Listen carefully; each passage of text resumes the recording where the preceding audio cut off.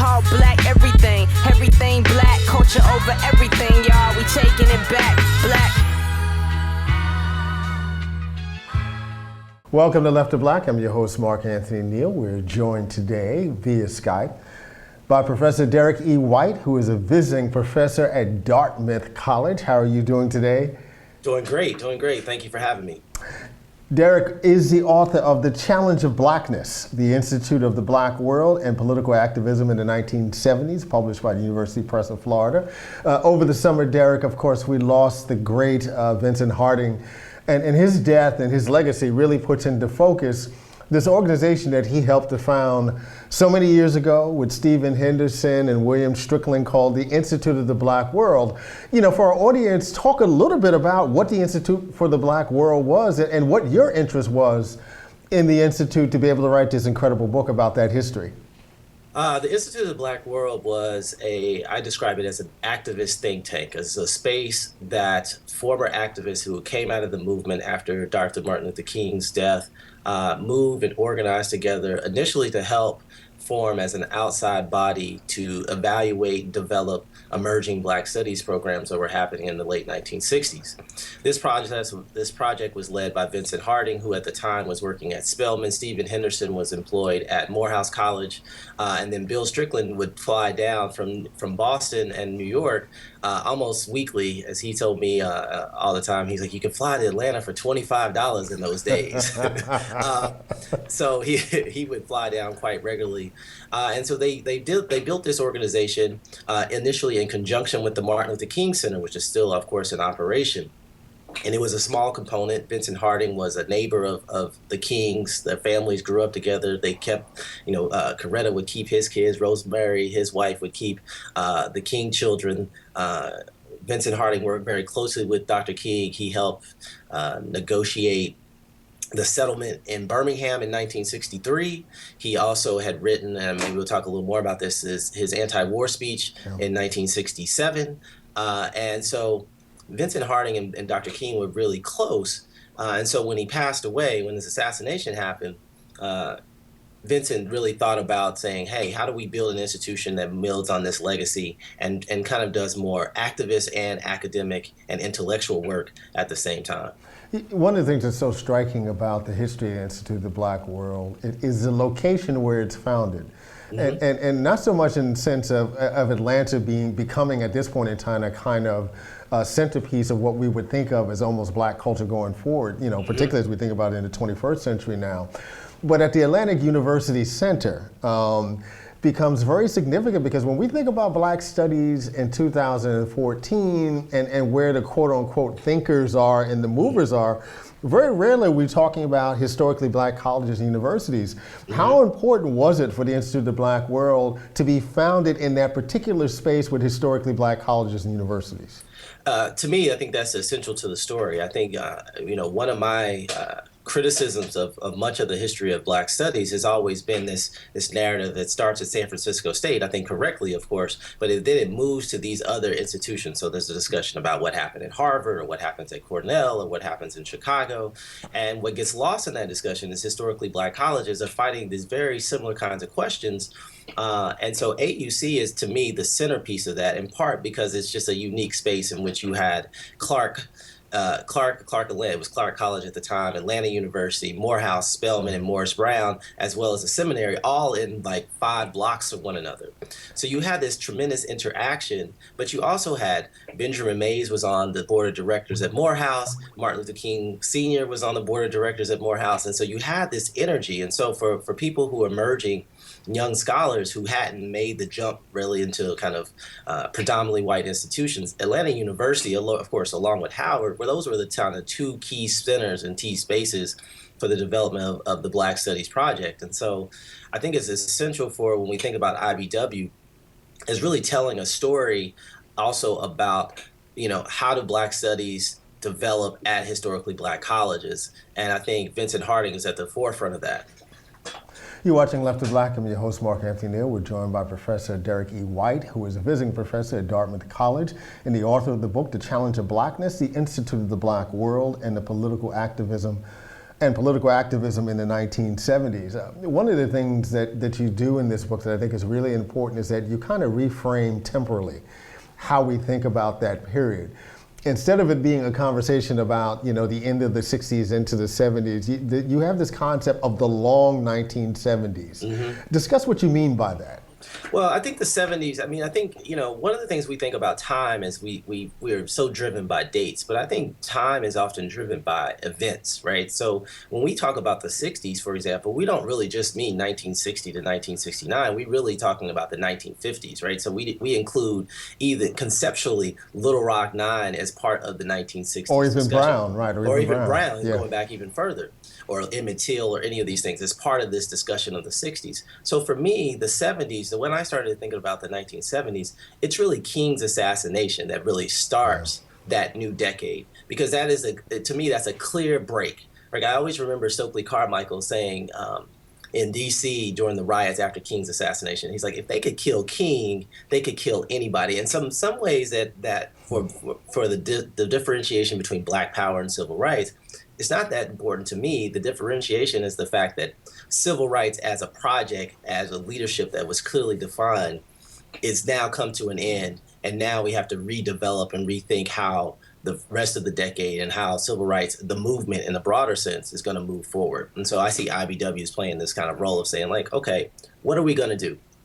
You know, where do we go from here? Taking King's question and saying, how do we do that? So the 70s run, and then I think it also ends with Reagan. So if we look, Reagan is, again, we see all this kind of conservative backlash beginning with Nixon. You get a respite a little bit with Carter, but that's a complicated presidency. Right. But then when you come to the election of Ronald Reagan, it's clear that the 70s are over, right? That there's no more debate. This landslide election in 1980 is the conservative ascendancy. And so to me, those are the kind of two ways we frame that discussion. And the Black political 70s are complicated because in some ways in our kind of historical imagination of the period, you know, there doesn't seem to be, particularly in popular culture and popular media, you know, much reference to Black political activity after Gary in 1972. You know, maybe you'll get some inkling of Maynard Jackson's election in 1973 down in Atlanta, but it's almost as if, you know, the Black Power movement ends with Gary. And one of the things you do so effectively in the Challenge of Blackness, and particularly in centering the Institute of the Black World, is that it gives us this broader sense of what kind of things were happening in Black political life, Black activism, particularly grassroots activism in the 1970s, when the movement really had to go underground in ways that it was above ground, in opposition to ways that it was above ground before that period of time. Yeah, I mean, one of the things you see is that, you know, the repression that Black activists of all ideological stripes face in the 1970s is tremendous. And I don't think, you know, I try to give it the kind of weight that it needs, but even in thinking about it, I don't feel like I gave it the kind of attention, because when we think about repression, we think about, wow, the Panthers were kind of under this police assault. But what we forget too is that civil rights organizations were under assault, right? They were basically, they lost all their financing, right? So they had become dependent on Northern financiers, Black people donating money to the NAACP, SCLC, and various other organizations.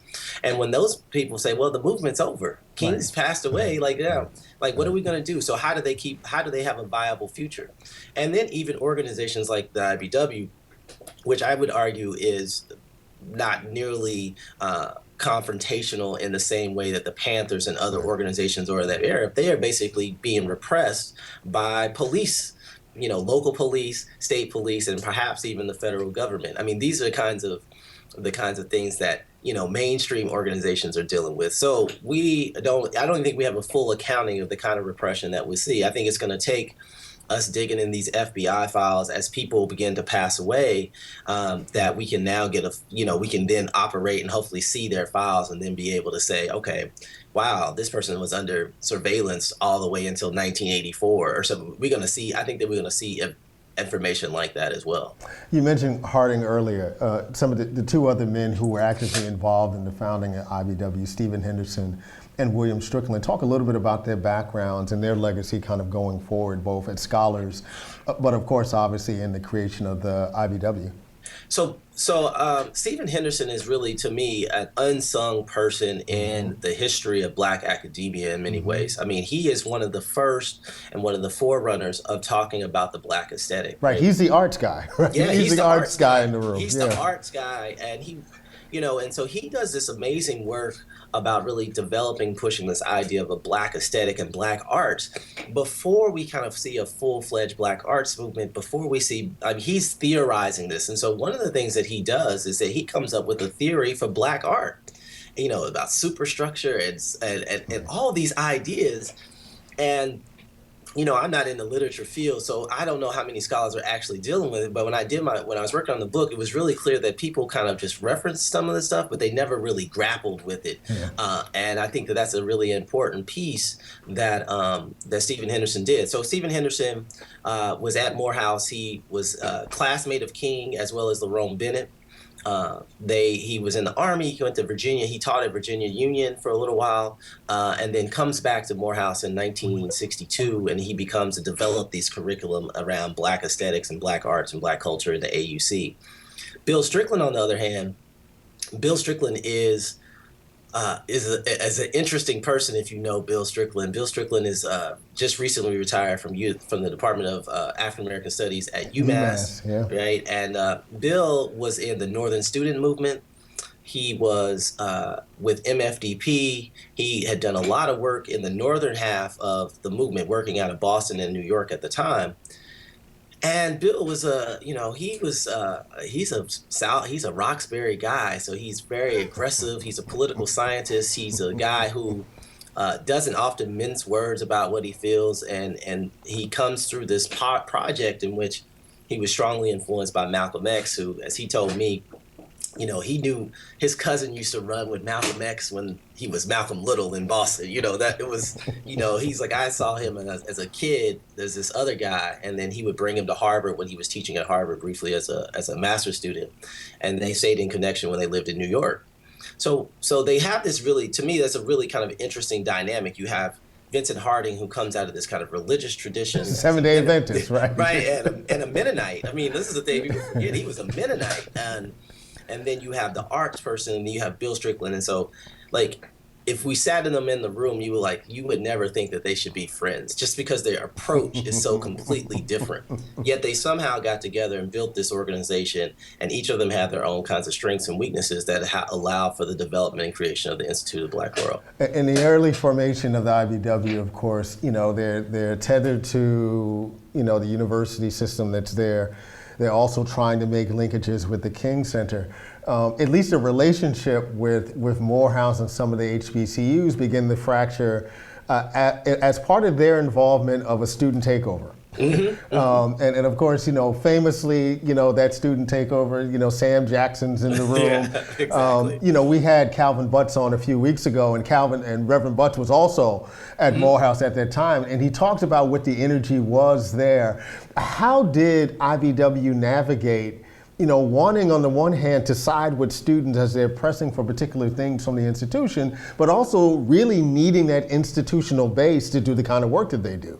Well, they were pressed on both sides, right? Because when the student takeover happens, one of the things I try to delineate in the book is that, if you ever study student activism, there's two kinds of things that happen. Students that have these ideas, they want these protests, they have these activities, and then they're not often aware of what the faculty are doing on the other side of the equation. So what you have is that there's this interaction in the classroom, but the protest activities are not always engaged and in cooperation. And so what we see in Atlanta University is a clear example that the students have been pressing for these ideas, Black studies. They wanted to become a Black university. And then you see Vincent Harding and Stephen Henderson and others are pushing these same kinds of ideas on the faculty side, but they didn't really work in hand with students, in part because faculty feel like this is, curriculum development is the purview of faculty. Right, folks who've been trained. Right, folks have been trained. Right. And so when students took over with the help of some faculty members who were involved in IBW. So the most famous person is Abdullah Kalamat, right, who at the time was Gerald Bigwater, right? He was a young sociologist. He was a firebrand at the time, and he's supporting these students, and he's in him and A.B. Spellman are actually in the takeover itself. Right.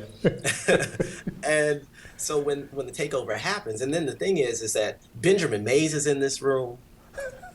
Martin Luther King III is in the room, and the students realize once they take over this trustee meeting that Benjamin Mays is in the room. They're like, "Holy crap! What are we gonna do?" So like their first order of business was like, "How do we get Benjamin Mays out of the room?" Right? And like some students didn't want to let him go, so they get caught. And then Benjamin Mays, of course, the dean of Morehouse at this time, like he's like I was talking to Randall Jelks the other day about this, who wrote that great biography on Benjamin Mays, and he's like, Benjamin Mays was hot. He was so angry about how these young people had taken over this meeting.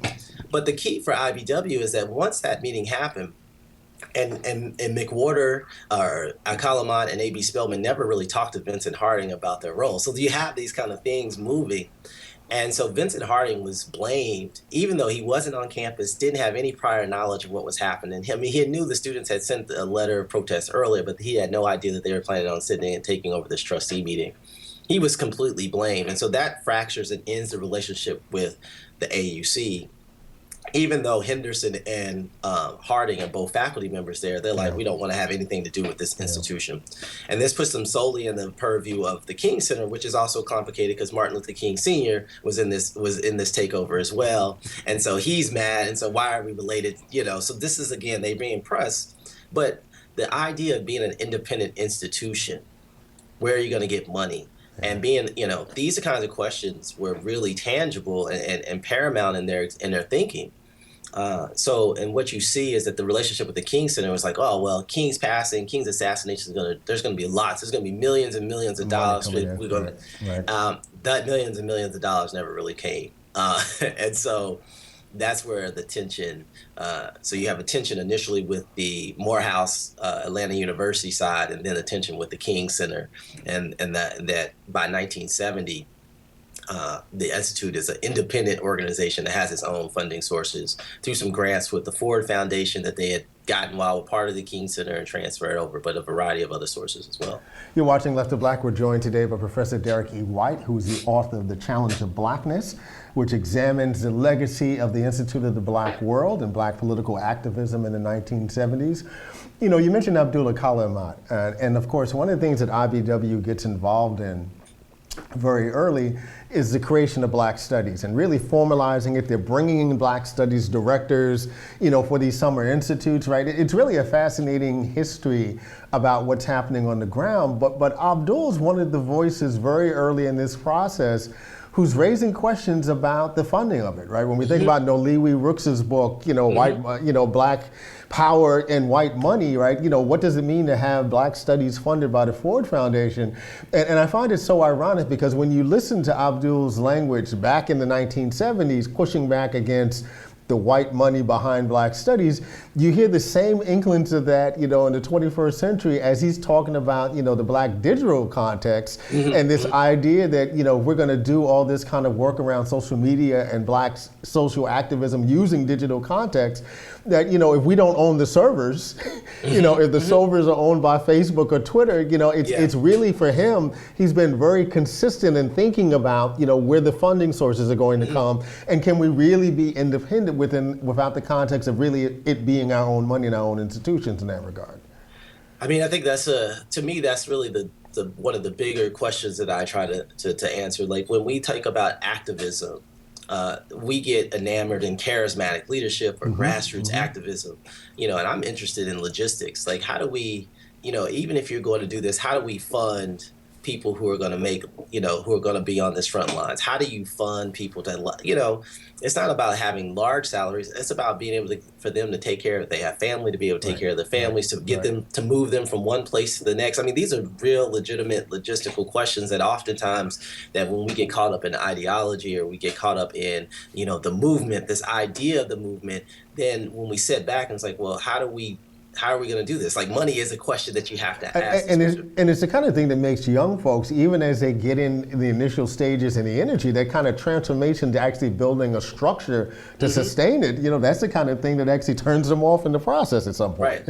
Right, because sustainability is about being able to figure out how you're going to pay for, office space and lights And these kind of real, for IBW, it's like, how do we run a printing press? How are we going to get our copies made? Like, these are just real tangible, cost that a lot of times people don't associate with the movement, like, how these things are going to be paid.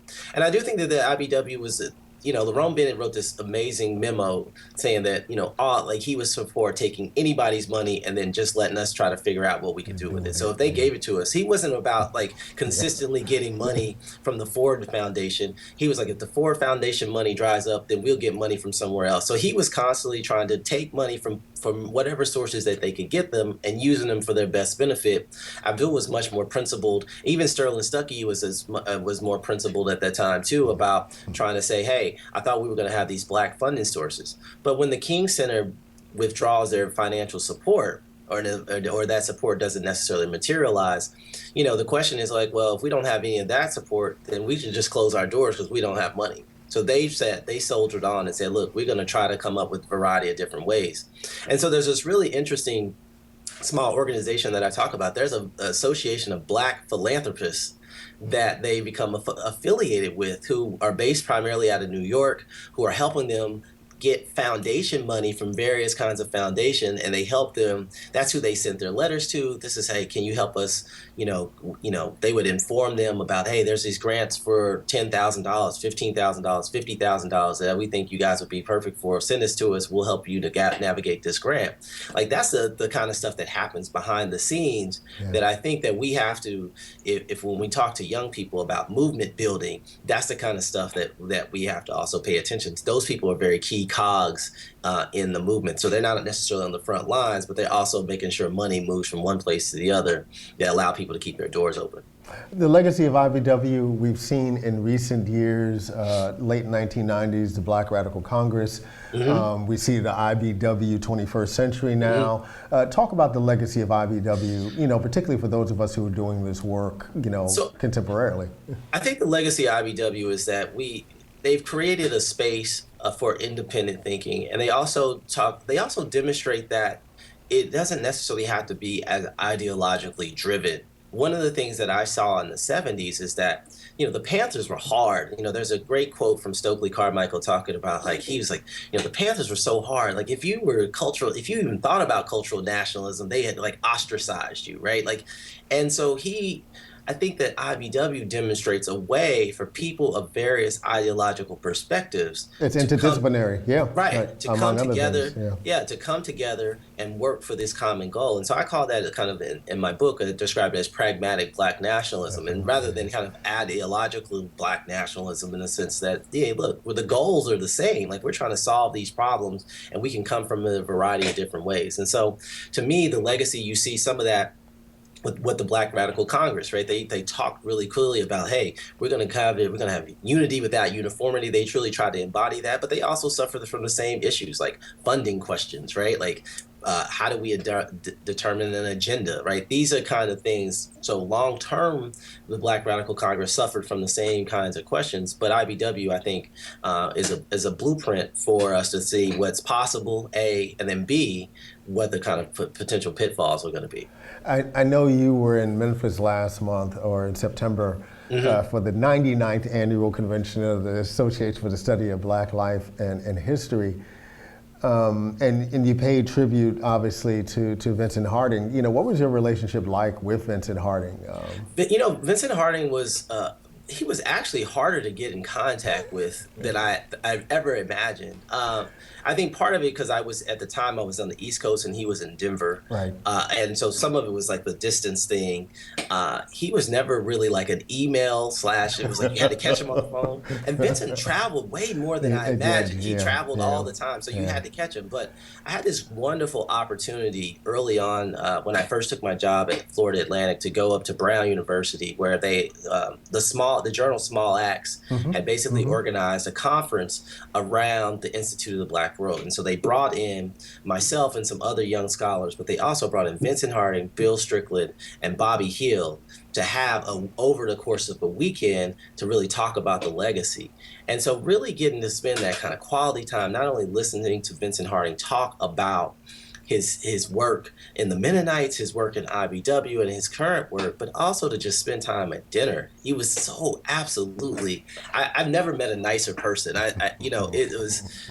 I tell students all the time when I talk about Vincent, it's like, that's the person we hope we could be. Like, he was absolutely brilliant, but he was always empathetic. And I'm thinking about, how does the IBW work? It doesn't work without Vincent Harding. He's the key piece, because he has the kind of patience that will deal with Bill Strickland on one hand and Bobby Hill on the other, and get all these people. He had the kind of connections that could get people like John Hope Franklin to say, I want to be involved in this thing, even though John Hope Franklin was a little dubious about Black studies, right? Like, so like, he had the kind of connections and the personality. And I think it comes from the fact that he had spent most of his early movement and with the Mennonites in Atlanta as mediating, trying to get people, the Mennonites, to become more active in the civil rights movement, mediating between the movement and white Birmingham in 1963. He was always trying to be this fundamental mediator, and it was just always awesome to see. And then the final piece about Vincent that I thought is that he was always passionate. It was just like this.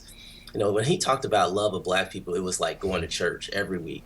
So like, his religious background was very clear that it was rooted in this love. And so I had assigned There's a River for the first time in years last semester before he passed.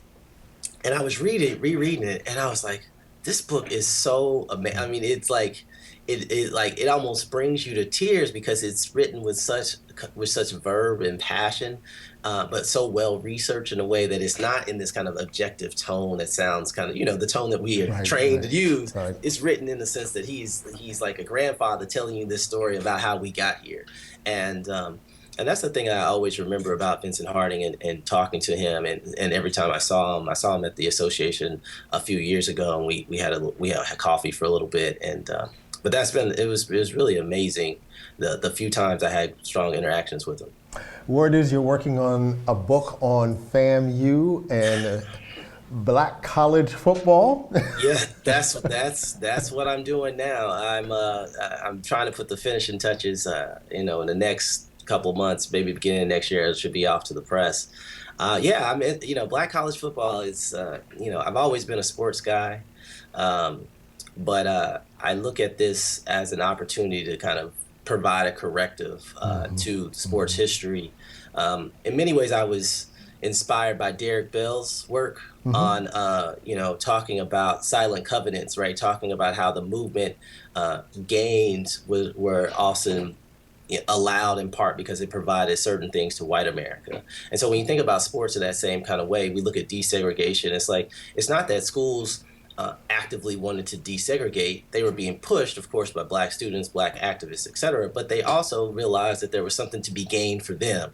And one of those gains is that by desegregating, they can now desegregate their athletic program. So in Florida, one of the arguments I'm proposing is that, if we look at Florida football, the state of Florida, which is football mad, that if we look at Florida A&M, they were the best football program, bar, Miami, Florida State doesn't have football to 47.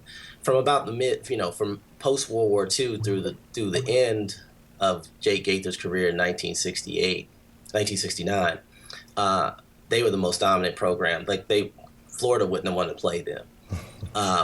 And so how do we get that translate? So talk about, why do these Black colleges build these programs?